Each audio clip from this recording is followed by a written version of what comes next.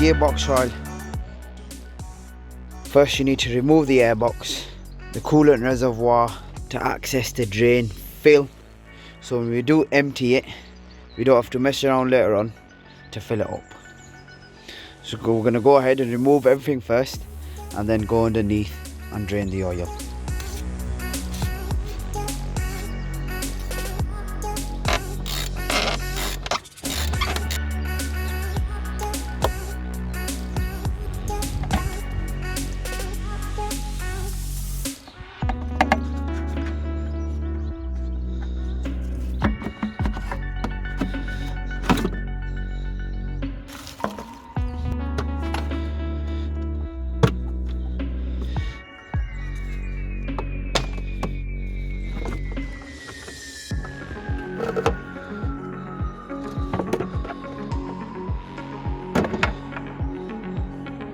To remove that 10mm and that 10mm and that 10mm.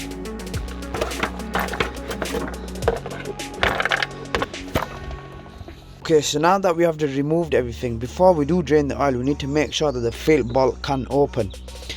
So to remove the fill oil bolt, it's a 24mm.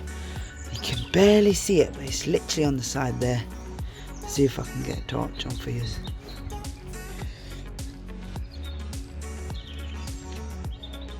So it's just there, as you can see. It does still have the sticker saying that it is a fill bolt. So we need to remove that before we remove the drain plug. There's no point cracking the drain plug and then finding out your bolt is seized.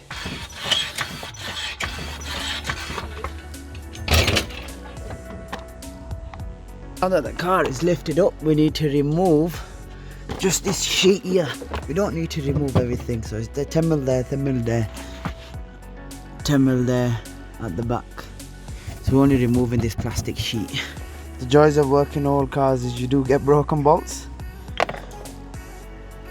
So we've got fill plug there, and then the drain plug is just here. What you can also remove is that plug there. That plug is for the transfer box, and that one is for the gearbox oil.